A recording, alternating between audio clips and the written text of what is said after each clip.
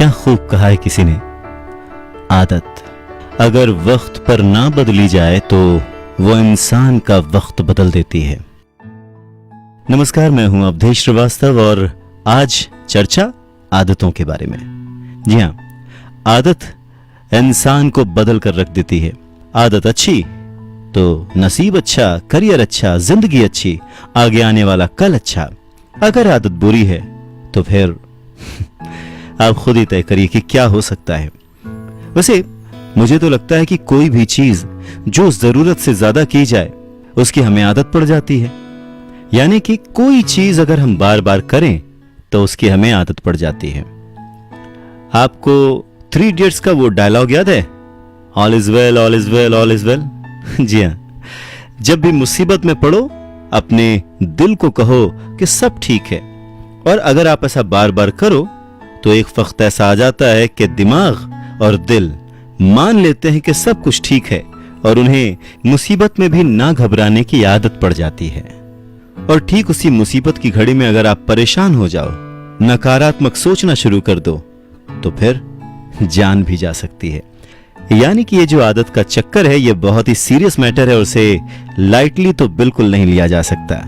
Researches भी यही कहती हैं कि हमारा दिमाग एक पैटर्न फॉलो करता है।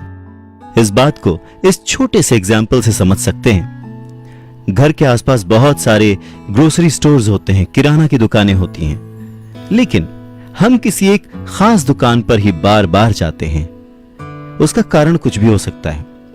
शुरू में हो सकता है कि जो दुकानदार है, जो शॉपकीपर है, उससे हमारी दोस्ती हो गई हो, या वो सस्ता देता हो, या कुछ भी रीजन। लेकिन एक वक्त के बाद अगर आप ध्यान दें तो हमें आदत पड़ जाती है, हमारे पैर अपने आप ही उस दुकान की ओर मुड़ जाते हैं। अब ये ऐसी आदत है जिससे कोई नुकसान नहीं है। हाँ, थोड़ा बहुत नुकसान हो सकता है, पैसों का हो सकता है, कहीं ऑप्शन अच्छा मिल रहा हो, लेकिन ये उतना बड़ा नुकसान नहीं है। पर ऐसी कुछ आदतें हैं जो कि हमारे जिंदगी को खराब कर सकती हैं, हमारी तरक्की को, हमारी सक्सेस को, हमारी ग्रोथ को रोक सकती हैं। तो आज की चर्चा इसी बात पर कि आदतें कितनी ताकतवर हो सकती हैं कि हमारा फ्यूचर बदल सकती हैं। अब वो अच्छा होगा या बुरा, ये हमारी कैसी आदत है, हमारी कैसी हैबिट है, इस पर डिपेंड करता है। और कहते हैं ना कि अगर किसी बात को अच्छे से समझना है तो किसी एक्सपर्ट से या फिर किसी गुरु से पूछो, या फिर कुछ अच्छी बुक्स को कंसल्ट करो। और आदतों की ताकत को समझने के लिए चार्ल्स डुहिक की लिखी किताब द पावर ऑफ हैबिट से बेहतर कुछ और हो ही नहीं सकता। तो आइए जानते हैं कि कैसे हम अपनी आदतों के थ्रू जिंदगी में बहुत आगे जा सकते हैं।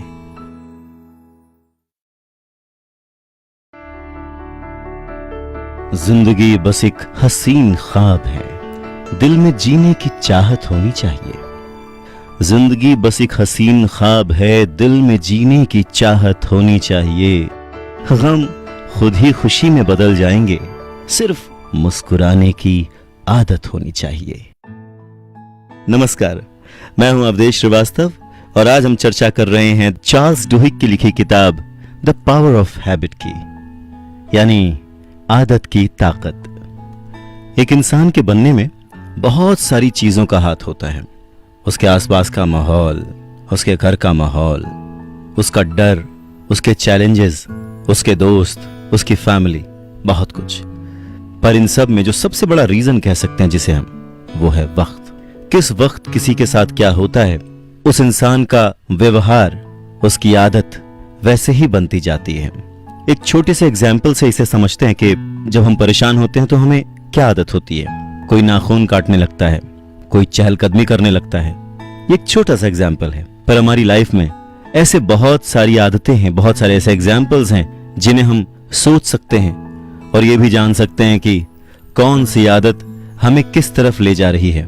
देखिए, 100% गारंटी तो किसी भी चीज की नहीं है, पर हाँ, मैं ये जानता हूं कि अगर आप किसी इंसान की आदत को जान लें, और किसी और के बारे में क्यों जानें, अगर हम अपनी खुद की आदतों को ऑब्जर्व करें तो हम ये जान सकते हैं कि आज से 2 साल बाद, 5 साल बाद, 10 साल बाद या जिंदगी में किसी एक मकाम पर हम कब पहुंचेंगे, या फिर पहुंचेंगे भी कि नहीं पहुंचेंगे। और अगर हमें किसी मकाम पर पहुंचना है, हमारी कोई मंजिल है, तो हमारी कौन सी ऐसी आदतें हैं जो हमें उस मंजिल तक ले जा सकती हैं।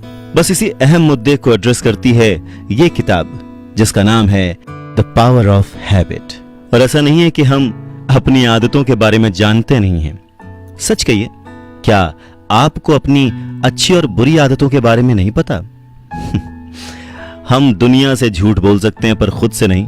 हम सबको अपनी आदतों के बारे में पता है और हम ये भी जानते हैं कि ऐसी कौन सी आदतें हैं जो कि हमें आगे बढ़ने से, सक्सेसफुल होने से रोक रही है। पर बुरी आदतों का वो ट्रैप, वो चक्रव्यूह हमें छोड़ता नहीं है। हम जानते हैं कि ये गलत है।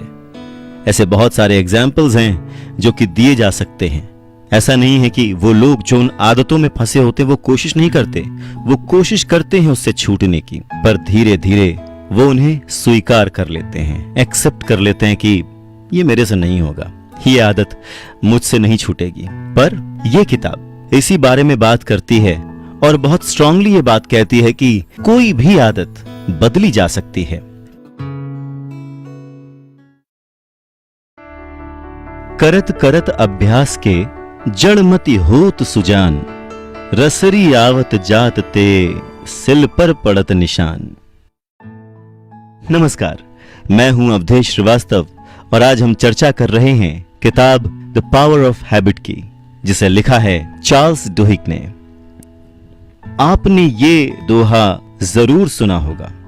इसका मतलब है कि कोई अगर एक ही चीज, एक ही काम रोज प्रैक्टिस करे, उसको इतना प्रैक्टिस करे कि उसकी वो आदत बन जाए, तो वो जिंदगी में सफल जरूर होता है।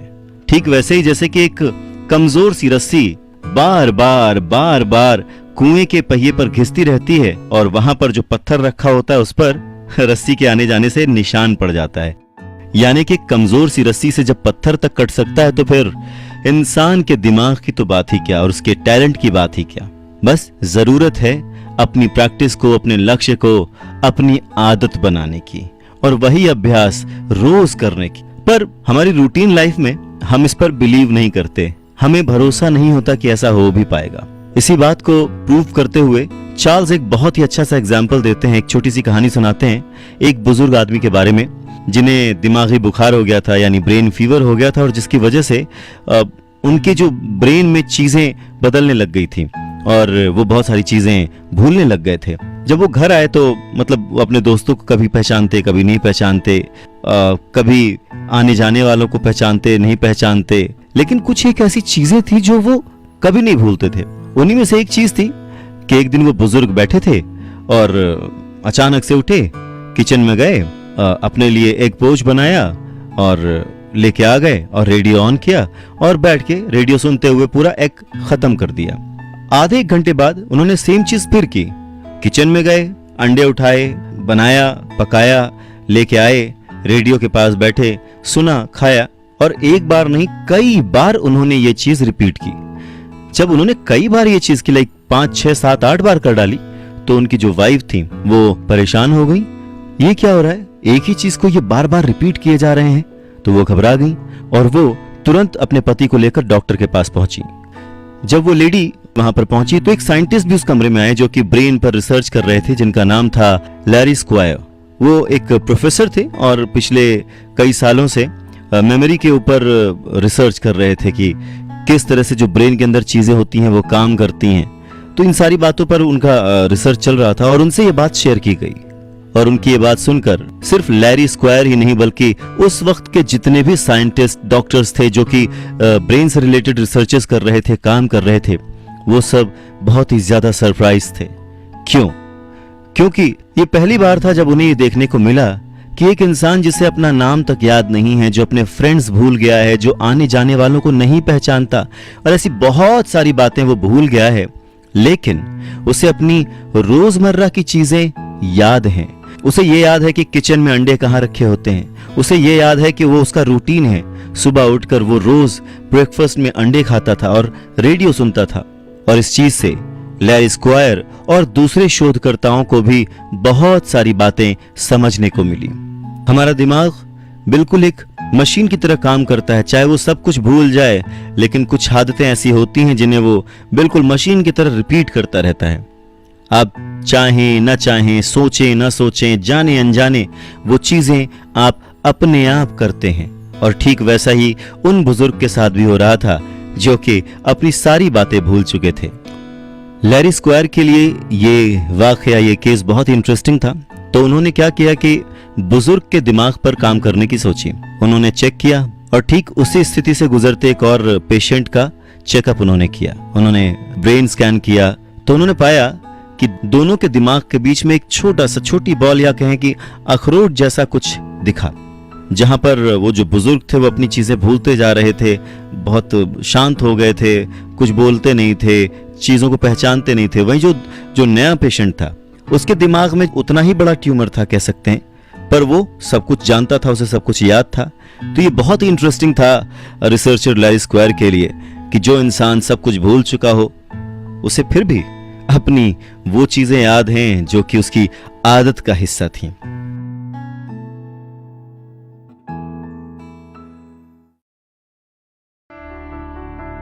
ये एक ही चीज कर करके बोर हो चुके हैं, अब और नहीं होता। नमस्कार, मैं हूं अवधेश श्रीवास्तव और आज की चर्चा है the power of habit book पर। अच्छा, ये जो लाइन आपने सुनी, जो अभी मैंने कुछ देर पहले कही, हम सब ने कभी ना कभी किसी ना किसी चीज के बारे में तो कही है ना? हम बोर हो चुके हैं, हमसे अब और नहीं होता, एक ही चीज को कितनी बार करें, वगैरह वगैरह। आदतों के साथ वैसा नहीं है। हमें पता ही नहीं चलता कि कब हम सेम चीज हर दिन ठीक उसी वक्त पर करते हैं। और ये सब हम कर पाते हैं हमारे दिमाग के एक हिस्से की वजह से, जो कि जब हम सोने चले जाते हैं तब हमारी इन आदतों को कलेक्ट करता है, उनको एनालाइज करता है। और क्योंकि हम रोज वही चीज करते हैं तो हमारा दिमाग भी उन्हें मेमोराइज कर लेता है, उन्हें याद कर लेता है, इनका एक पैटर्न बन जाता है। अच्छा, दूसरी चीज है चंकिंग। ये एक ऐसा प्रोसेस है जिसमें दिमाग एक्टिविटीज की किसी भी चेन को एक नॉर्मल रूटीन में बदल देता है। मतलब अगर ये कहें कि आदतें जो बनाने का कारण है वो ये चंकिंग है तो गलत नहीं होगा। अब आचरण चंक्स कैसे होते हैं? ऐसे बहुत सारे सेट्स होते हैं, बहुत सारे चंक्स होते हैं जिन पर हम रोज डिपेंड करते हैं। बहुत ही छोटी छोटी चीजें हैं, जैसे कि जब आप उठते हैं तो ब्रश उठाकर पेस्ट करते हैं, उसके बाद नहाते हैं। नहाने के बाद पेस्ट नहीं करते। कुछ लोग नहाने के बाद पेस्ट करते हैं, उनको उस चीज की आदत होती है। ब्रश लिया है तो पेस्ट आप अपने आप ही निकालते हैं, उसके लिए आपको सोचना नहीं पड़ता। ढूंढना पड़ सकता है पर सोचना नहीं पड़ता। जैसे कि कपड़े पहनते वक्त कपड़ों का चुनाव कर सकते हैं, पर कपड़ा कैसे पहनना उस वक्त हमें पता होता है, हमारी आदत में होता है कि कपड़े कैसे पहनते हैं। या अगर कभी आप किचन में जाएं, अपने लिए कुछ बनाएं, बच्चों के लिए कुछ बनाएं, तो आपको पता है कि कैसे बनाना है। उसके लिए बहुत ज्यादा सोच विचार की जरूरत नहीं पड़ती। हाँ, डिशेस जब आप बनाते हैं, कुछ चेंज करते हैं तो आपको सोचना पड़ता है। पर कुछ चीजें ऐसी हैं जो हमारी आदतों का हिस्सा होती हैं और जिनके लिए हमें सोचना नहीं पड़ता। साइंटिस्ट कहते हैं कि आदतें अपने आप उभर आती हैं, क्योंकि दिमाग जो है ना वो कोशिश नहीं करना चाहता ज्यादा, क्योंकि जो हमारा दिमाग है वो हमारा ही है। हम भी जैसे चीजों को करने से बचते हैं, मेहनत करने से बचते हैं, वैसे हमारा दिमाग भी नई नई चीजों के बारे में बहुत ज्यादा सोचने से बचता है, अवॉइड करता है। तो जब वो नई चीजों को सोचने से बचता है तो वो क्या करता है? वो उन्हीं पुरानी चीजों को हमें बार बार दोहराने को कहता है जो कि हम करते आए हैं, और इस तरह से हमारी आदतें बन जाती हैं। अच्छा, दिमाग के इस बिहेवियर का और आदतों का एक फायदा और भी है कि दिमाग फिजूल का जो बर्डन है, जो प्रेशर है, वो नहीं लेता। अब टूथब्रश पर पेस्ट डालें कि न डालें, ये सोचने में टाइम वेस्ट करने के बजाय दिमाग उसको आदत में ढाल देता है, और फिर हमारा दिमाग फ्री होता है कुछ नया सोचने के लिए, कुछ ऐसा सोचने के लिए जिससे हम तरक्की कर पाएं, कुछ ऐसा सोचने के लिए जिससे हम आगे बढ़ पाएं। और इस बात पर अगर मैं आपको कहूं कि जो आप पाना चाहते हैं जिंदगी में, जो आप बनना चाहते हैं जिंदगी में, अगर उसे भी अपनी आदतों में शुमार कर लें तो आपका दिमाग ज्यादा स्ट्रेस नहीं लेगा। बस उसी प्रैक्टिस को, उसी गुड प्रैक्टिस को बार बार आपको रिपीट कराता रहेगा, जिससे आप अपने आप सफलता के उस मुकाम पर पहुंच जाएंगे।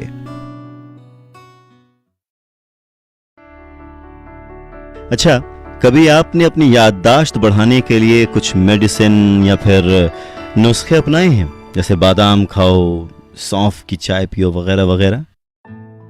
नमस्कार, मैं हूं अवधेश श्रीवास्तव और आज हम चर्चा कर रहे हैं द पावर ऑफ हैबिट पर। जब हम कॉलेज में हुआ करते हैं तो ऐसी कई चीजें हमें बताई जाती हैं और उनमें से बहुत सारी चीजें सही भी होती हैं, अब जैसे कि बादाम या फिर ऐसी कोई भी हेल्दी चीज। लेकिन उस पूरे दौर में कोई हमें यह नहीं बताता कि इन चीजों को समझने के लिए, इन सब्जेक्ट्स में आगे बढ़ने के लिए हमें इन्हें अपनी आदत में शुमार करना पड़ेगा, हमें अपना पैटर्न बदलना पड़ेगा, हमें अपने दिमाग को फ्री रखना पड़ेगा। जितना ज्यादा हमारा दिमाग नई चीजों को सोचने के बजाय आदतों के ढर्रे पर चलेगा, उतना ही ज्यादा हम पढ़ाई पर फोकस कर पाएंगे। अच्छा, यहाँ आदतों से मतलब अच्छी आदतों से है। अगर कोई बुरी आदत है देन तो फिर वो आपको डिस्टर्ब करेगी। अब देखिए, एक छोटी सी सिचुएशन लेते हैं कि मान लीजिए रोज सुबह उठकर आपको ये सोचना पड़े कि अब क्या करूं, ब्रश उठाऊं तो ब्रश के बाद क्या करूं, क्या उस पर पेस्ट लगाऊं, पेस्ट लगाने के बाद क्या उसे ब्रश करूं, ब्रश करने के बाद क्या मुंह धोना चाहिए, मुंह धोने के बाद क्या नहाऊं कि नहीं नहाऊं। अगर इतना कुछ हम सोचने लग जाएं रोज, तो हमारा कितना वक्त जाएगा और हमारा दिमाग पागल हो जाएगा। तो कुछ चीजों का आदत हो जाना जरूरी है, हमारे लिए फायदेमंद है, ताकि हमारा दिमाग कुछ नई चीजें सोच सके। अच्छा, जैसे अभी हमने टूथब्रश, टूथपेस्ट की बात की, क्या कभी हमने सोचा है कि जब टूथब्रश या टूथपेस्ट नहीं हम करते थे, उसके पहले हम क्या करते थे? दांतों को साफ करते थे किसी भी तरीके से। जैसे इंडिया में दातून का इस्तेमाल होता था, पेड़ों की जो डंठल होती है, पतली डालें होती है, उनका इस्तेमाल होता था, उनसे दांत साफ होते थे। ऐसे ही हर जगह तरह तरह के तरीके थे। कोई नमक तेल से साफ करता था, कोई कैसे भी साफ करता था। और इसी आदत पर एक बहुत ही इंटरेस्टिंग कहानी है कि किस तरह से इस आदत का फायदा उठाकर एक बहुत ही बड़े बिजनेस का और एक बहुत ही बड़े ब्रांड का जन्म हुआ। तो बात 19th सेंचुरी के शुरुआत की है। क्लाउड सी हॉकिंस नाम के एक बहुत ही फेमस अमेरिकन एग्जीक्यूटिव के पास उनका कोई दोस्त एक आइडिया लेकर आया, बिजनेस आइडिया, और उसने बताया कि मेरे पास ना एक बहुत ही इंटरेस्टिंग प्रोडक्ट है, मैंने इसको बनाया है और मैं जानता हूं कि ये बहुत चलेगा, बहुत ही मुनाफे का काम है, बहुत ही फायदा होने वाला है। तो क्लाउड सी हॉकिंस जो हैं वो थोड़ा सा सोच में पड़ गए कि भाई ऐसा इसने क्या कर लिया है। तो जो उनका दोस्त था उसने बताया कि ये एक अच्छा फ्लेवर वाला झागदार पेस्ट है जिसका एक टेस्ट आता है बहुत ही अच्छा मीठा मीठा सा, और उसका नाम मैंने पेप्सोडेंट रखा है। तो बात आगे बढ़ी, उन्होंने अपनी बात को कई तरह से कन्विंस करने के लिए कई लॉजिक्स दिए, जैसा कि हमने अभी बात भी की, पर इसमें जरूरत थी किसी चीज को प्रमोट करने की, प्रचार करने की, लोगों को बताने की कि भाई ये एक ऐसी चीज आ गई है जो कि आप जो अपने दांत साफ करते हैं उसके लिए बहुत जरूरी है। और ये शुरुआती दौर था बहुत ही अच्छा, उस समय माहौल भी ऐसा था। अमेरिका की बात करें तो वहां पर उस वक्त जो खान पान की आदत थी लोगों की, उसमें मीठा बहुत होता था, जिससे कि दांत भी खराब होते थे, और अगर दांत ठीक से न साफ हो तो फिर दांत में कीड़े लग जाते थे, दांत खराब हो जाते थे और उनकी हेल्थ खराब हो जाती थी। साथ ही साथ उस वक्त फर्स्ट वर्ल्ड वॉर का सीन था, तो जब सैनिक भर्ती किए जाते थे तो उस वक्त के अधिकतर लोगों के दांत खराब निकलने लगे, जो कि एक बहुत ही हेल्थ हाइजीन का इशू था। तो कुल मिला के माहौल ऐसा था कि ये जो प्रोडक्ट था पेप्सोडेंट पेस्ट, इसके लिए बहुत ही अच्छा माहौल था। पर क्योंकि एकदम नई चीज थी तो हॉपकिंस जो है वो थोड़े से घबरा गए थे कि अब इसको कैसे प्रमोट किया जाए, इसको कैसे बेचा जाए। पर उनको इस बात पर पूरा विश्वास था कि लोगों को दांत साफ करने की जरूरत तो है, और उस वक्त जिस तरह का प्रेशर लोगों पर था वर्ल्ड वॉर के वक्त, लोगों को नई आदत बनाने में जो कि उनको तरक्की दिलाए, जो कि उनके देश को बचाए, जो कि उन्हें जिताए, ऐसी आदत बनाने में कोई भी पीछे नहीं हटेगा। तो आखिर कैसे हॉपकिंस ने लोगों को इस पेस्ट की आदत डाल दी? दो चीजें हॉपकिंस ने बहुत ध्यान दी, और जो हॉपकिंस ने सिखाया वो आज भी मार्केटिंग के बेसिक रूल्स में हर किताब में लिखा हुआ पाया जाता है। पहला, कोई रीजन ढूंढिए, मतलब कोई भी इजी और प्रैक्टिकल रीजन ढूंढिए कि कोई क्यों ऐसी आदत डाले, कारण ढूंढिए। और दूसरा ये कि जब आप वो आदत बना लेते हैं, कोई चीज खरीद लेते हैं, तो उससे आपको क्या मिलेगा। पेस्ट के केस में अगर हम बात करें तो हॉपकिंस ने यही दो चीजें फाइनल की थी। पहला, उसने बहुत ही आसान कारण दिया था लोगों को, और वो ये था कि लोगों के दांत गंदे हो रहे हैं, खराब हो रहे हैं, जिससे उन्हें नुकसान हो रहा है, जिसका डर उसने लोगों के मन में बिठाया, और उसका सीधा सा जवाब, सीधा सा समाधान, बहुत ही आसान समाधान दिया कि आप उसका बनाया हुआ पेस्ट खरीदिए, उसे इस्तेमाल कीजिए, तो आपको क्या मिलेगा। जो दूसरा सिद्धांत था कि रिजल्ट क्या आएगा, तो रिजल्ट ये आएगा कि आपके दांत बहुत खूबसूरत हो जाएंगे, गंदे नहीं दिखेंगे, लोग आपको पसंद करेंगे, वगैरह वगैरह। और इन दो बेसिक सिद्धांतों से, बेसिक रूल से उसने अपने पेस्ट को पूरे अमेरिका में फैला दिया। और उसका प्रत्यक्ष प्रमाण यह था कि जब सेकेंड वर्ल्ड वॉर के आसार थे, उस वक्त जब भर्ती की गई तो कोई भी सैनिक दांतों की गंदगी, ओरल हाइजीन की वजह से रिजेक्ट नहीं किया गया, क्योंकि वो सारे के सारे सुबह उठकर ब्रश करते थे उसी पेस्ट से। तो अंत में हॉपकिंस ने 6-7 महीने तक अपने उस प्रोडक्ट को प्रमोट किया, लोगों तक पहुंचाया। जिस भी मीडियम से, जिस भी माध्यम से वो लोगों को बता सकते थे, उन्होंने वो अवेयरनेस कैंपेन चलाया। और बस देखते ही देखते 5 सालों के अंदर पेप्सोडेंट दुनिया का सबसे जाना माना ब्रांड बन गया। एक ऐसा प्रोडक्ट जिसकी लोगों को आदत पड़ चुकी थी। अमेरिकी लोग सुबह उठकर ब्रश करने लग गए, पेप्सोडेंट से अपने दांत साफ करने लग गए। तो इस छोटी सी कहानी से एक चीज तो बहुत ही साफ नजर आती है कि आदतें बनाई जा सकती हैं। जिन्हें दांत साफ करने की आदत थी, उन्होंने पेप्सोडेंट यूज किया। जिन्हें दांत साफ करने की आदत नहीं थी, उन्हें हालात ने यह आदत डालने पर मजबूर कर दिया।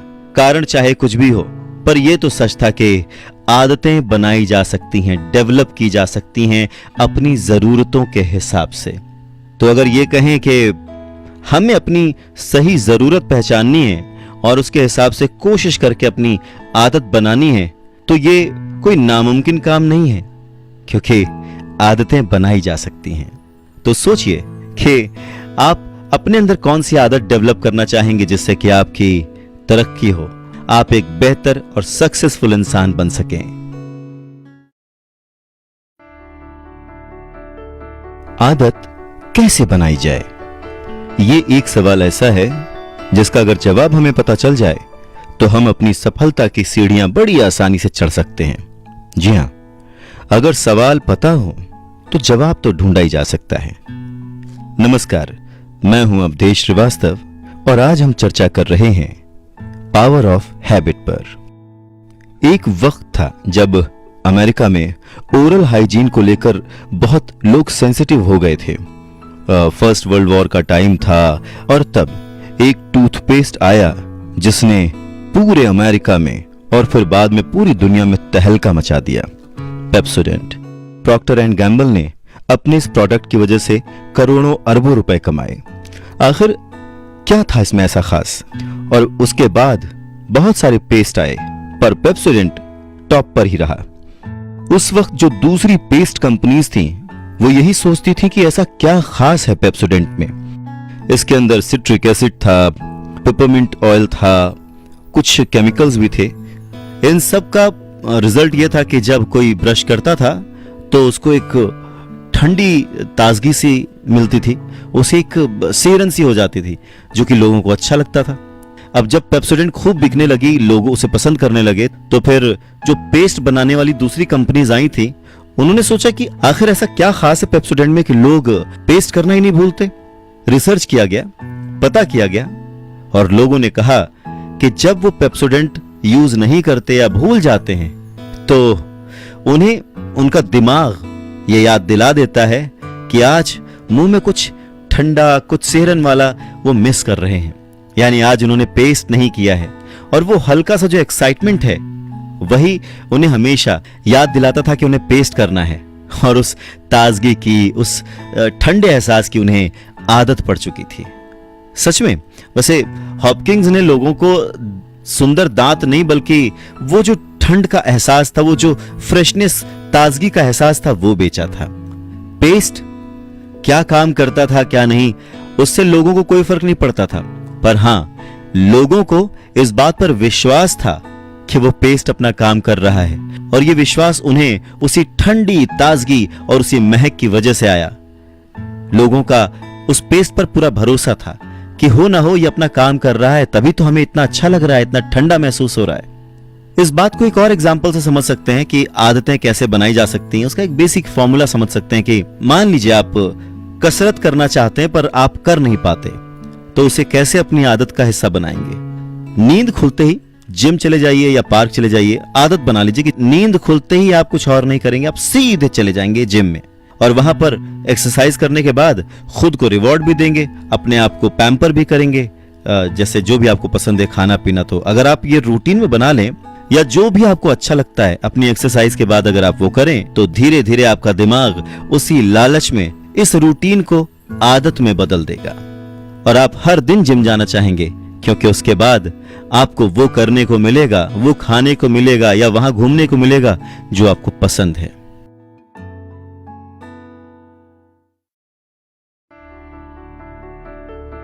एक कहावत है कि अगर कोई काम जल्दी कराना है तो वो काम किसी आलसी को दे दो या तो वो काम नहीं होगा, और अगर हुआ तो सबसे कम समय में होगा। नमस्कार, मैं हूं अवधेश श्रीवास्तव और आज हम चर्चा कर रहे हैं book the power of habit की। रिसर्चर्स ने और साइंटिस्ट ने यह खोजा है कि हम जब भी कोई काम करते हैं तो हमारा दिमाग सबसे कम मेहनत वाला तरीका ढूंढ रहा होता है। हमारे दिमाग के इसी पैटर्न से आदतों का निर्माण होता है। वैसे आपको पता है कि हमारा जो दिमाग है, हमारा ब्रेन है, वो किसी भी चीज को हमारी आदत में कन्वर्ट कर सकता है। और ऐसा दिमाग क्यों करता है? तो रिसर्चर्स कहती हैं कि हमारा दिमाग ऐसा इसलिए करता है ताकि दिमाग के बाकी हिस्सों को आराम मिल सके, वो ओवरबर्डन ना हो, यानी कि एक तरह का बैकअप हमेशा काम करता रहता है। जो एक्स्ट्रा फाइल्स हैं वो कहीं और स्टोर होती रहती हैं और जो लंबे काम है वो छोटे तरीके से करने के लिए हमारा दिमाग हमेशा काम करता रहता है। इसके कुछ एग्जाम्पल्स भी साइंटिस्ट ने दिए हैं, जैसे कि बोलना, चलना, गाड़ी चलाना। अब देखें, अगर हमने कोई चीज एक बार सीख ली है तो वो हमारी आदत का हिस्सा हो जाती है और उसके लिए हमें दोबारा सीखने की जरूरत नहीं पड़ती, सिर्फ ध्यान देने की जरूरत पड़ती है और उससे हमारा ब्रेन जो है वो फ्री रहता है।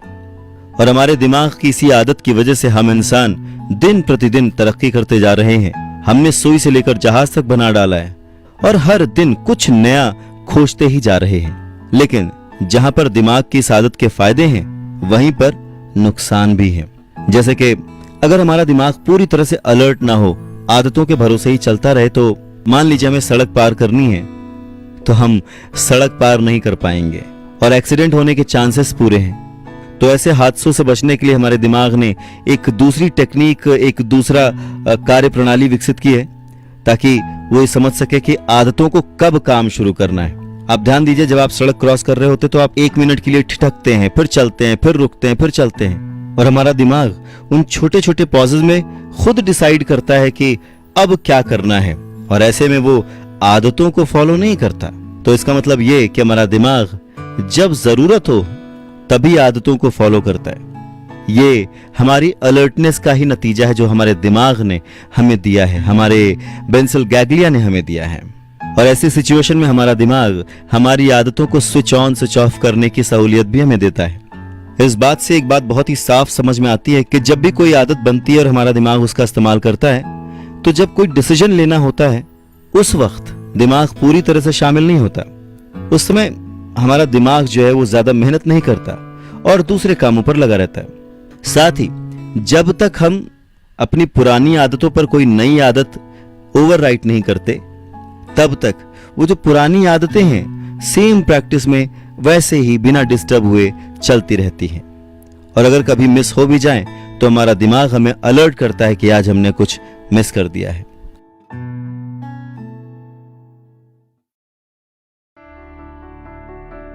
सवाल ये नहीं है कि कितना सीखा जा सकता है, सवाल ये है कि कितना भुलाया जा सकता है। नमस्कार, मैं हूं अवधेश श्रीवास्तव और आज हम चर्चा कर रहे हैं book the power of habit की। जब भी मैं आदतों के बारे में सोचता हूं, बहुत सारे लोगों को देखता हूं कि वो अपनी आदतों को छोड़ नहीं पा रहे हैं, भुला नहीं पा रहे हैं, तो मुझे ओशो का ये जो कथन है, ये जो स्टेटमेंट है, हमेशा याद आता है। पर सच ये है कि आदतों को आराम से रीराइट किया जा सकता है। हमारा दिमाग एक सुपर कंप्यूटर है जिसमें एक आदत के ऊपर दूसरी आदत को चढ़ाया जा सकता है, रीराइट किया जा सकता है, और ऐसा करके हम पुरानी आदतों को आराम से छोड़ सकते हैं। यानी कि आदतों को नजरअंदाज किया जा सकता है, बदला जा सकता है, छोड़ा जा सकता है और नई आदतों को बनाया भी जा सकता है। लेकिन आदत के रास्ते का आविष्कार इतना इंपॉर्टेंट होने का कारण यह है कि इसमें एक सच सामने आता है, और वो ये कि अगर हम ये समझ लें कि आदतें काम कैसे करती हैं, ये समझ लें कि हम इस आदतों के चक्रव्यूह में फंसते कैसे हैं, तो हम बड़ी ही आसानी से उन्हें कंट्रोल कर सकते हैं, अपनी आदतें बना और बदल सकते हैं, छोड़ सकते हैं।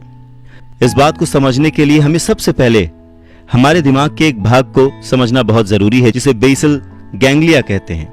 अब ये बेसल गैंग्लिया आखिरकार होता क्या है, पहले हमें वो समझना जरूरी है ताकि हम अपनी आदत का जो पैटर्न है उसे सही ढंग से समझ सकें।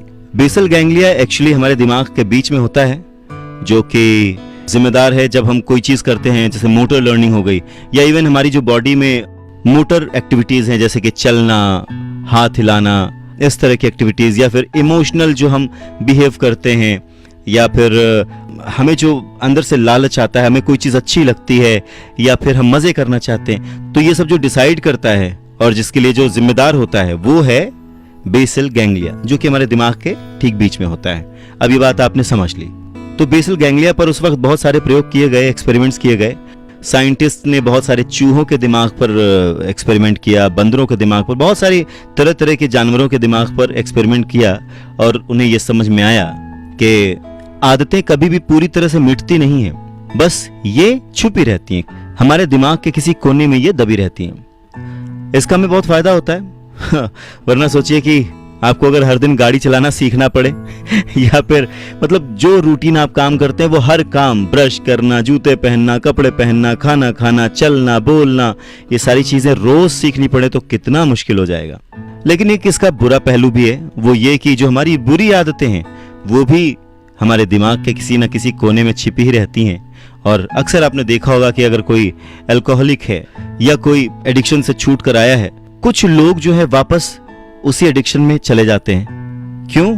क्योंकि वो अपनी उन पुरानी आदतों को भूल नहीं पाते हैं, या जो उन्होंने पुरानी आदतों के ऊपर नई आदतें चढ़ाई होती हैं वो नई आदतें उतनी कमजोर होती हैं या उतनी इंटरेस्टिंग नहीं होती उनके लिए, और वो फिर पुरानी आदतों के जाल में फंस जाते हैं।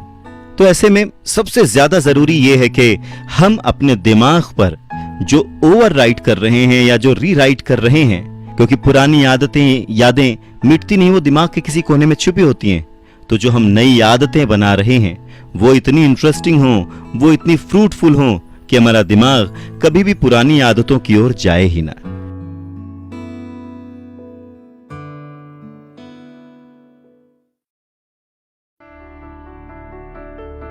ये आदतें हैं जनाब, जरा सोच समझ कर बनाइए, बन गई तो फिर ये छूटेंगी नहीं। नमस्कार, मैं हूं अवधेश श्रीवास्तव और आज हम चर्चा कर रहे हैं द पावर ऑफ हैबिट की।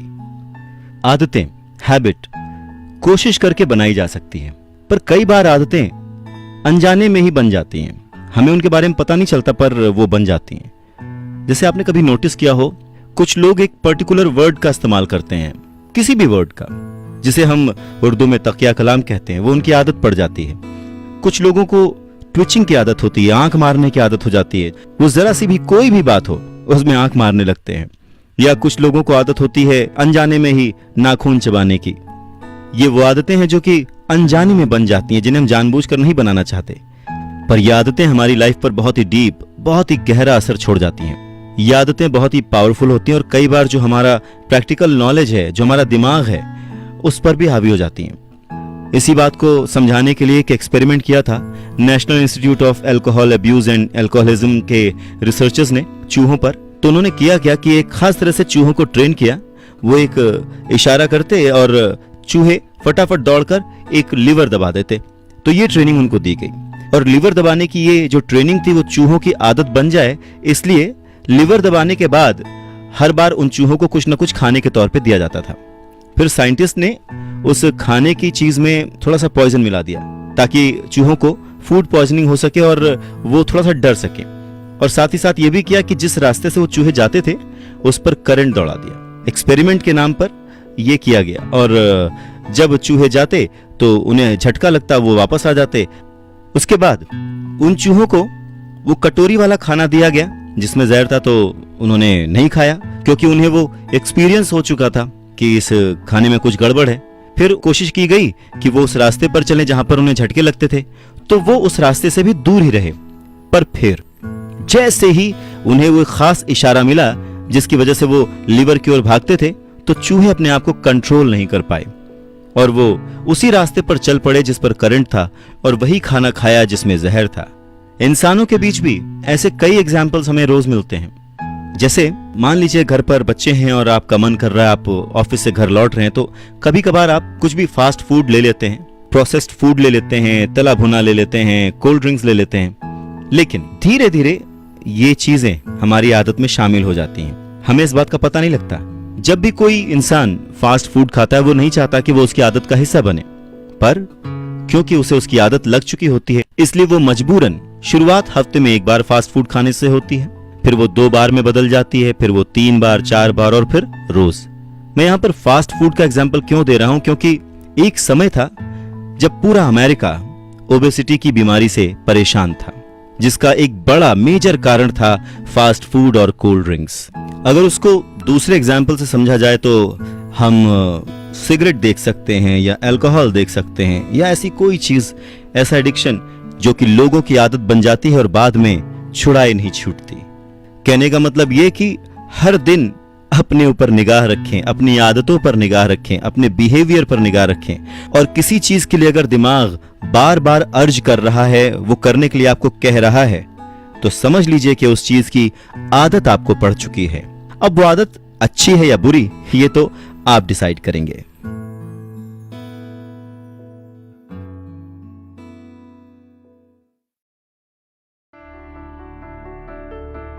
कहते हैं कि इंसानी दिमाग को समझना उतना ही कठिन है जितना कि पूरे ब्रह्मांड को समझना।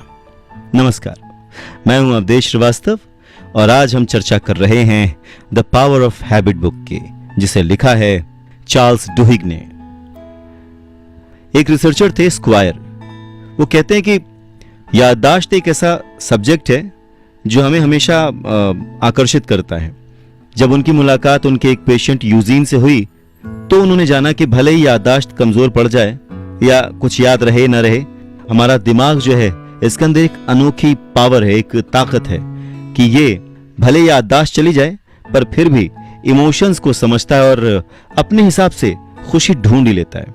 और इसी बात को समझाते हुए रिसर्चर स्क्वायर अपने पेशेंट यूजीन का एग्जाम्पल देते हैं, उनकी कहानी सुनाते हैं। वो कहते हैं कि बेवर्ली जो कि यूजीन की वाइफ थी, उन्हें यूजीन के बिहेवियर से पता था कि कब उनको क्या चाहिए, वो उस हिसाब से जब भी जरूरत होती थी उनकी मदद करती थी। पर बेवर्ली ये समझ गई थी कि कुछ ना कुछ तरीके से वो जो बुरी आदतें हैं, जो नुकसानदायक आदतें हैं यूजीन की, उन्हें वो बदल सकती हैं। जैसे अगर फ्रिज में वो कोई चीज ना रखें, कोई मीट का टुकड़ा, एग ना रखें, तो यूजीन जो है वो बार बार नहीं खाता था, मांगता नहीं था। पर अगर जैसे ही वो मीट का टुकड़ा रखती थी वो बार बार खाता था। अगर बेवर्ली यूजीन की कुर्सी के बगल में सैलड रख दें तो वो मीट भूलकर सैलड खा लेता था। तो धीरे धीरे यूजीन को मीट और अंडे की जगह सलाद खाने की आदत पड़ गई और इस तरह से उसके जो खाने पीने की आदत थी वो सुधर गई, क्योंकि वो बीमार था और उसके लिए इजी टू डाइजेस्ट फूड बहुत रिक्वायर्ड था। अच्छा, इसके बावजूद यूजीन की तबीयत जो है बिगड़ती चली गई। तो एक दिन यूजीन बहुत जोर से चिल्लाया, बेवर्ली दौड़ी दौड़ी आई। यूजीन अपना सीना थामे बहुत छटपटा रहा था, उसे दिल का दौरा पड़ा था। जब उसे हॉस्पिटल ले गया तो वहां पे बेड पर से उठने की कोशिश करने लगा पर उठ नहीं पाया। जो उसको सारे सिरिंजेस, इंजेक्शंस और जितने भी वायर्स लगाए गए थे वो उन्हें उखाड़ने की कोशिश करता रहा, परेशान रहा, जिसकी वजह से यूजीन की देखभाल करने वाली नर्स को बार बार उसे समझाना पड़ा। और एक टाइम ऐसा आया कि वो गुस्सा हो गई और उसने यूजीन को चेतावनी दी, फिर से अगर यूजीन ने ये सब किया तो वो उसे रस्सी से बांध देगी। पर यूजीन को इस बात का कोई असर हुआ नहीं और वो सब कुछ दोहराता रहा जो उसने अब तक किया था। फिर यूजीन की जो बेटी थी वो आई, उसने कहा कि यूजीन को अपनी तारीफ सुनना पसंद था, उसे आदत थी अपनी तारीफ सुनने की, तो क्यों ना आप जब भी उसके कमरे में जाएं हॉस्पिटल के अंदर तो आप उसकी तारीफ करें, क्योंकि उन्हें कुछ याद तो रहता नहीं है, तो क्यों ना उस आदत का फायदा उठाया जाए जो उन्होंने अपने कई सालों तक फॉलो किया था। तो नर्स जब भी कमरे में जाती हमेशा ये कहती कि यूजीन आप कितना महान काम कर रहे हैं, आप लोगों की भलाई के लिए ये काम कर रहे हैं, इसके लिए हम बहुत खुश हैं कि आप शांत बैठने की कोशिश कर रहे हैं, आपने कुछ भी डिस्टर्ब नहीं किया है। ये बातें सुनकर यूजीन को अच्छा लगा, उसे लगा कि ये चीजें उसके साथ हो चुकी हैं और ये उसके प्राइड का सब्जेक्ट बन गया। तो धीरे धीरे करते करते सबने देखा कि यूजीन वही कर रहा है जो नर्स कह रही है, यानी लोगों की हेल्प हो रही है, यूजीन बहुत महान काम कर रहा है, लोगों की मदद कर रहा है, अपने बेड पर बैठा हुआ है और कोऑपरेट कर रहा है। और उसके इस बिहेवियर की वजह से उसे सिर्फ 1 हफ्ते के अंदर ही घर जाने की परमिशन मिल गई। फिर कुछ सालों बाद अपने घर में टहलते हुए उसका पैर अंगीठी से लड़ गया और वो गिर गया, जिससे उसका पैर टूट गया, उसकी कमर टूट गई। और जब अस्पताल में यूजीन भर्ती हुआ तो रिसर्चर स्क्वायर और उसके जो कलीग्स थे उन्हें ये चिंता हुई कि अब शायद यूजीन याद नहीं रख पाएगा कि वो कहाँ है, जिसके चलते उसे अटैक आ सकता है, पैनिक अटैक हो सकता है। और इस प्रॉब्लम को सॉल्व करने के लिए उन्होंने यूजीन के बिस्तर के बगल में पर्चियां रखना शुरू कर दिया, जिन पर लिखा होता था कि वो कहाँ पर है, वो वहाँ क्यों है, उसके साथ क्या हुआ था, वगैरह वगैरह। इवन उस अस्पताल की दीवारों पर भी पर्चियां लगाई गई, फोटो लगाई गई उसके फैमिली की, ताकि उसे याद रहे कि ये उसके फैमिली मेंबर्स हैं। हालांकि यूजीन को कभी इस बारे में कोई चिंता नहीं हुई थी। उसने एक बार भी नहीं पूछा कि वो अस्पताल में क्यों है। कहीं ना कहीं एक तो चीजें उसे याद नहीं रहती थी, दूसरा 15 सालों के इस स्ट्रगल के बाद शायद दिमाग ने ये एक्सेप्ट कर लिया था कि उसके साथ कुछ ना कुछ अलग या अजीब होता ही रहता है। यानी एक तरह का एक्सेप्टेंस उसके अंदर आ गया था।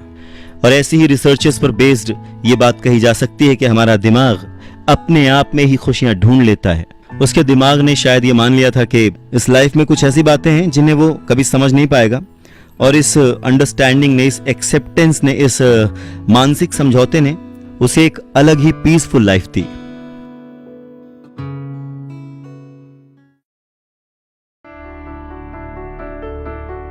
क्या आपको पता है कि विज्ञापन की दुनिया हमारी आदतों को ध्यान में रख के चलती है? नमस्कार, मैं हूं अवधेश श्रीवास्तव और आज की चर्चा है द पावर ऑफ हैबिट नामक किताब पर, जिसे चार्ल्स डुहिग ने लिखा है। आज हर चीज प्रमोट की जाती है, हर चीज का विज्ञापन किया जाता है, पर कभी आपने इस बात को नोटिस किया है कि वो विज्ञापन क्यों किया जाता है? क्या हमें बताने के लिए, हमें ये दिखाने के लिए कि वो पर्टिकुलर प्रोडक्ट कैसा है, या फिर इसके पीछे की स्ट्रैटेजी कुछ और है? या इसके पीछे की स्ट्रैटेजी कुछ और है, और वो ये है कि हमें बार बार वो विज्ञापन दिखाकर लगातार उसकी हैमरिंग करके इस बात की आदत डाल दी जाती है कि वो प्रोडक्ट, वो पर्टिकुलर प्रोडक्ट हमारे लिए जरूरी है। चाहे वो चिप्स हो, चाहे वो कोल्ड ड्रिंक्स हो, चाहे वो कार्स हो, चाहे वो घर हो, कोई भी चीज जिसका विज्ञापन किया जा रहा है, एडवर्टीजमेंट किया जा रहा है, उसके पीछे का मकसद सिर्फ यही बताना है कि वो चीज हमारे लिए कितना जरूरी है और हमें उस चीज की आदत पड़ जाती है। इस बात को एक एग्जाम्पल से समझते हैं। बात सन 1996 की है। P&G कंपनी के बहुत सारे मार्केटिंग वाले लोग और उनके रिसर्चर्स की टीम एक कमरे में बैठे सोच रहे थे कि किस तरह से उन्हें एक नया प्रोडक्ट बेचना है, वो प्रोडक्ट जो कि बदबू को खत्म करता था। पर उस वक्त इस तरह का कोई प्रोडक्ट मार्केट में था नहीं। तो अब P&G के जो मार्केटिंग टीम थी या रिसर्चर्स की टीम थी, वो यही सोच रहे थे कि किस तरह से इस चीज को प्रमोट किया जाए। उसी टीम में स्टिम्सन नाम के एक बहुत ही यंग और एनर्जेटिक मार्केटियर थे। तो उनको दिया गया ये काम कि आपको ये स्प्रे जो है ये बेचना है। अब उस स्प्रे को बेचने की जो कहानी है वो मैं थोड़ी देर के लिए स्टॉप करूंगा। मैं आपको बताऊं कि वो बहुत ही इंटरेस्टिंग वे में ये प्रोडक्ट बना था कि एक साइंटिस्ट था, वो रिसर्च कर रहा था, उसे सिगरेट पीने की आदत थी, केमिकल्स में डील करता था वो। अचानक से एक दिन जब वो अपने घर गया तो उसकी बीवी ने कहा कि तुमने सिगरेट पीना छोड़ दिया है क्या? तो उसने कहा नहीं तो। और जब उसने स्मेल किया तो उसे भी नहीं आ रही थी। फिर उसने नोटिस किया एक खास तरह का केमिकल है जिसके साथ जब वो काम करता है तो ये बदबू चली जाती है। खैर, वापस आते अपनी मेन कहानी पर। तो स्टिम्सन जो है, जो कि P&G की मार्केटिंग टीम को उस वक्त हेड कर रहे थे इस प्रोडक्ट के लिए, उन्हें कहा गया कि तुम्हें ये स्प्रे बेचना है। तो स्टिम्सन ने उस प्रोडक्ट पर सर्वे कराया। उन्होंने वो प्रोडक्ट लेकर पूरे इलाके में बांट दिया, घर घर जाकर बांटा, और सबसे परमिशन ली कि वो उनके घर जाकर उनका फीडबैक भी ले सके। P&G ने उस प्रोडक्ट का नाम रखा था फेवरीज। अब स्टिम्सन का चैलेंज ये था कि ये पता लगाया जाए कि ये जो स्प्रे है इसे लोगों की आदत में तब्दील कैसे किया जाए, और अगर एक बार वो आदत में तब्दील हो गया तो फिर क्या था, फिर तो लोग चुटकियों में उसे खरीदेंगे। तो इसी बात को ध्यान में रखते हुए वो सारे कैंस जो हैं स्प्रे के पूरे शहर में बांटे गए थे। इन्हीं सब के दौरान स्टिम्सन की मुलाकात एक 27 साल की लेडी से हुई जो कि पार्क रेंजर थी। पार्क रेंजर मतलब जैसे हमारे यहाँ के फॉरेस्ट ऑफिसर, जिसका काम था जंगल से बाहर निकल आए जानवरों को पकड़ना। अब उनमें कई बार भेड़िए होते थे, रकून होते थे, बड़े जानवर भी होते थे। और एक जानवर होता है, एक एनिमल होता है स्कंक, जो कि बहुत बदबू करता है। तो जब स्टिम्सन और उसके साथी इस पार्क रेंजर महिला के घर गए तो उन्हें बहुत बदबू आई और उस लेडी ने भी इन सब को अपनी बात बताई। उसने कहा कि मैं अनमैरिड हूं, मैं चाहती हूं कि मेरी शादी हो जाए, पर मैं जिसके साथ भी जाती हूं उन सबको मुझसे बदबू आती है। अक्सर लोग शुरुआत में 1-2 बार तो डेट करते हैं पर उसके बाद वो मुझसे दूर भागने लगते हैं। अब मैं समझ नहीं पा रही हूं कि मैं इस बदबू को दूर कैसे करूं, क्योंकि मेरा ये काम है, इसे मैं छोड़ नहीं सकती। मैं हर तरह का तरीका अपना चुकी हूँ, शैम्पू से, साबुन से, हर तरह से धो के देख चुकी हूँ, लेकिन बदबू जाती नहीं है। तो स्टिम्सन ने उस लेडी को ये प्रोडक्ट दिया फेवरीज और कहा कि वो दोबारा आएंगे और उससे फीडबैक लेंगे।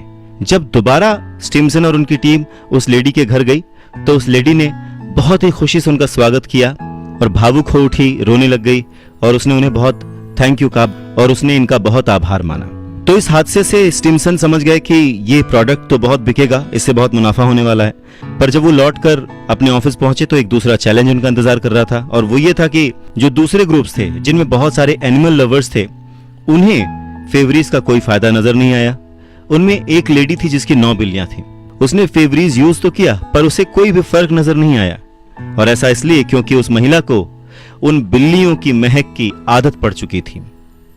हमारी सूंघने की क्षमता के पीछे का ये साइंस है कि अगर हम किसी एक खास तरह की खुशबू या बदबू के बीच बहुत समय तक रहें तो धीरे धीरे वो तीखी गंध भी हमें महसूस नहीं होती। एग्जाम्पल के तौर पर अगर आप मच्छी मार्केट जाएं और आप फिश नहीं खाते हैं तो आपको मछलियां बहुत बदबू करेंगी, लेकिन जो लोग फिश खाते हैं या जो उस मार्केट में रहते हैं उन्हें मछलियों की बदबू नहीं आती।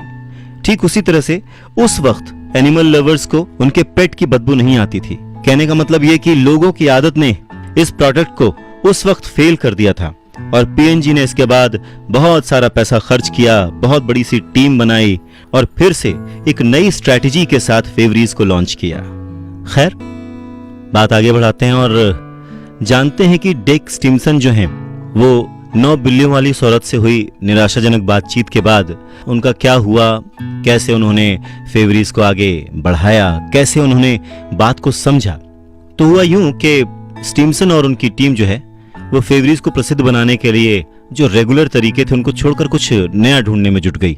रादर अगर ये कहूं कि लोगों की नई आदत ढूंढने में वो सब लग गए तो गलत नहीं होगा। खैर, इसी तलाश में एक दिन वो अमेरिका के स्कॉटलैंड शहर के बाहरी छोटी सी जगह पर रहने वाली एक लेडी से बातचीत करने पहुंचे।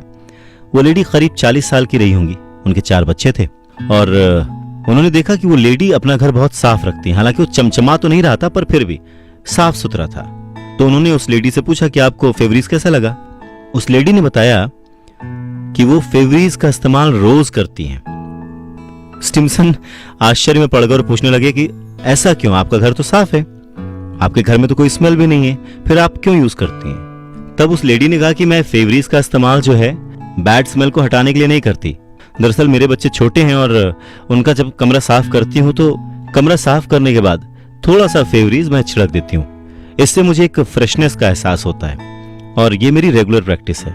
ये बात सुनकर स्टिम्सन को बहुत अच्छा लगा तो उन्होंने उस लेडी से रिक्वेस्ट किया कि जब वो अगली बार सफाई करेंगी तो क्या स्टिम्सन और उनकी टीम आ सकती है चेक करने के लिए। लेडी मान गई।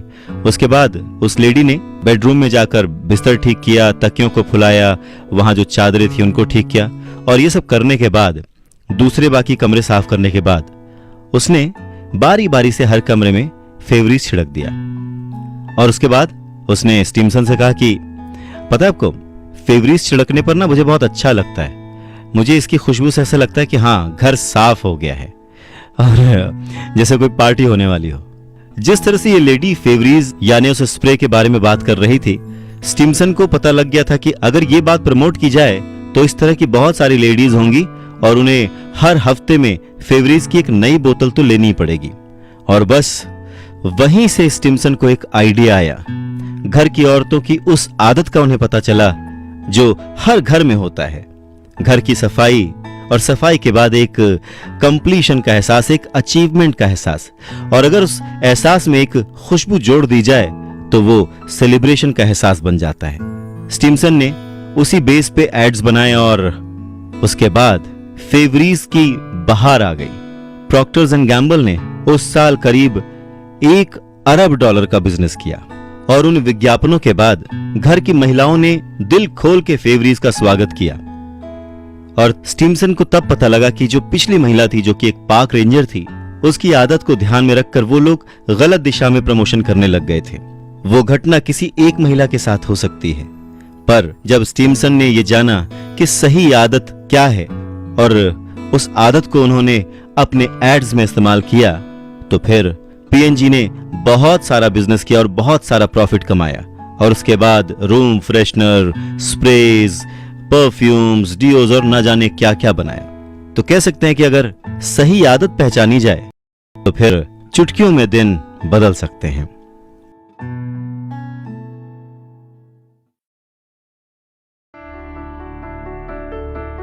क्या आपने कभी किसी ट्रैप में या किसी जाल में फंसे होने का अनुभव किया है? नमस्कार, मैं हूं अवधेश श्रीवास्तव और आज हम चर्चा कर रहे हैं book the power of habit पर, जिसे लिखा है चार्ल्स डुहिग ने। तो मेरा आपसे सवाल यह था कि क्या कभी आप किसी ट्रैप में फंसे हैं और उस वक्त आपको कैसा महसूस हुआ है? छटपटाहट होती है, बाहर निकलने की इच्छा होती है, सॉल्व करने की इच्छा होती है। ठीक वैसी ही इच्छा ड्रग एडिक्ट्स या अल्कोहलिक्स को होती है। तो साइंटिस्ट ने शराब और सिगरेट की लत के शिकार कई लोगों को बुलाया और उनके ब्रेन की जांच की और ये जानने की कोशिश की कि जब कोई बात उनके मन में बहुत गहरे तक बैठ जाती है तो उनके ब्रेन पर उसका क्या असर पड़ता है, उनके दिमाग के न्यूरोकेमिकल्स में किस तरह का बदलाव आता है। मिशिगन यूनिवर्सिटी के 2 रिसर्चर्स लिखते हैं कि हमारी कुछ पावरफुल आदतें बुरी आदतों को पैदा करती हैं, जिसमें हम जुनून की हद तक कुछ भी कर सकते हैं। ऐसी ही इच्छाओं के कारण हमारा दिमाग ऑटो पायलट मोड पे चला जाता है, यानी अपने आप ही वैसा कुछ करने लगता है, चाहे भले ही उस बुरी आदत के बदले हमें अपना घर, अपने इज्जत, नौकरी या परिवार तक छोड़ना पड़े। पर उस आदत के बंधन में, उस आदत के ट्रैप में बंधा हुआ इंसान ये सारे सेक्रीफाइसेस करने के लिए राजी रहता है। पर इन रिसर्चर्स ने पाया कि भले ये इच्छाएं इतनी जबरदस्त होती हैं, पर फिर भी ये पूरी तरह से हावी नहीं हो सकती। इन्हें कंट्रोल किया जा सकता है, इनके ऊपर दूसरी आदतें चढ़ाई जा सकती हैं। पर हाँ, इन आदतों को कंट्रोल करने के लिए सबसे पहले यह समझना जरूरी है कि हमारी किस इच्छा से हमारा कौन सा व्यवहार एक्टिव होता है। जिस तरह शॉपिंग मॉल में खरीदारी करते करते ही लोग अचानक से कॉफी खरीद लेते हैं या आइसक्रीम्स खरीद लेते हैं, मानो उन्हें कोई कह रहा हो कि हाँ आपको ये करना है, उन्हें पता नहीं होता, ये अनकॉन्शियसली उनकी आदत में शामिल होता है। वो चले जाते हैं, वो टॉफी खरीद लेते हैं या फिर पिज्जा बर्गर खाने लग जाते हैं। उसी तरह से आप भी जब अपनी इच्छाओं को नहीं जानते हैं तब अचानक से ही ऐसी चीजें करने लगते हैं जो कि आपके लिए नुकसानदेह होती हैं, आपको हार्म पहुंचाती हैं, पर ये आप जानबूझकर नहीं करते, अनकॉन्शियसली आप ऐसा करते हैं अपनी आदत से मजबूर होकर। अब इस आदत की साइकोलॉजी को समझने के लिए रिसर्चर्स ने बुरी आदतों के साथ साथ अच्छी आदतों पर भी रिसर्च की। उन्होंने देखा कि जब बुरी आदतें इस तरह से असर डालती हैं तो फिर अच्छी आदतें कैसे असर डालती हैं। उन्होंने फोकस किया एक्सरसाइज पर कि किस तरह से लोग आदतन एक्सरसाइज करते हैं। इन रिसर्चर्स ने ऐसे लगभग 250 लोगों पर रिसर्च की, जिनमें से अधिकतर लोग वीक में कम से कम 2 या 3 बार एक्सरसाइज करते थे। और इस रिसर्च में पता चला कि उनमें से कई लोगों ने बस मौज मस्ती के लिए, फन के लिए दौड़ना या फिर वेट लिफ्टिंग करना शुरू किया था। कुछ ऐसे भी लोग थे जिनके पास ऑफिस और घर के काम निपटाने के बाद हर रोज खाली समय बच जाता था और इसलिए उस समय वो लोग एक्सरसाइज करते थे। इसके अलावा कुछ लोग ऐसे थे जो अपने जीवन में जितनी टेंशन है उसे मिटाने के लिए एक्सरसाइज करते थे और जब तनाव नहीं रहता था तो वो उसे एंजॉय करने के लिए एक्सरसाइज करते थे और धीरे धीरे वो उनकी आदत में शामिल हो गया। तो एक्सरसाइज करने के पीछे का जो ये कारण था वो ये था कि इन लोगों में एक खास तरह का इनाम पाने की इच्छा पैदा होने लगी थी। ये जो आदत है एक्सरसाइज करने की, जब ये एक्सरसाइज करके उठते हैं तो इन्हें बहुत अच्छा महसूस होता है, जो कि इन्हें पूरे दिन खुश रखता है। तो इस इनाम के लालच में वो लोग एक्सरसाइज को नहीं छोड़ते। दरअसल जब हम एक्सरसाइज करते हैं तो हमारी बॉडी एंडोर्फिन और दूसरे न्यूरोकेमिकल्स बनाती है, जिससे हमें अच्छा फील होता है। ऐसे ही एक और ग्रुप जिस पर यह रिसर्च की गई, उन्होंने बताया कि जब वो एक्सरसाइज करके किसी काम पर निकलते हैं तो उनका सक्सेस रेशियो बहुत ज्यादा बढ़ जाता है। उन्हें पूरे दिन ऐसा महसूस होता है जैसे उन्होंने कुछ अचीव किया है। ये उनका प्राइस था।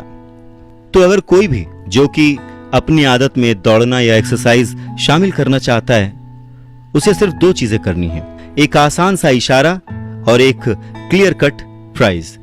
आसान सा इशारा क्या, जैसे कि आप सोने से पहले ही अपने कपड़े संभाल कर रख लें, अपने शूज अपने आसपास से रख लें, उठते ही उन्हें पहन लें, तो ये आपके लिए इशारा हो गया और आपका दिमाग जो है उसे एक्सेप्ट कर लेगा क्योंकि उसे आदत है। और जैसे ही आप रनिंग करके आएं, अपना मनपसंद ड्रिंक पिएं या खेलने चले जाएं या जो भी आपको पसंद है वो करें और वो रोज करें, तो आपको आदत पड़ जाएगी इस चीज की कि जब भी आप दौड़ कर आएंगे आपको वो इनाम मिलेगा। और अगर आप ऐसा करते रहेंगे तो कुछ ही दिनों में आपको सुबह सुबह दौड़ने की या एक्सरसाइज करने की आदत पड़ जाएगी।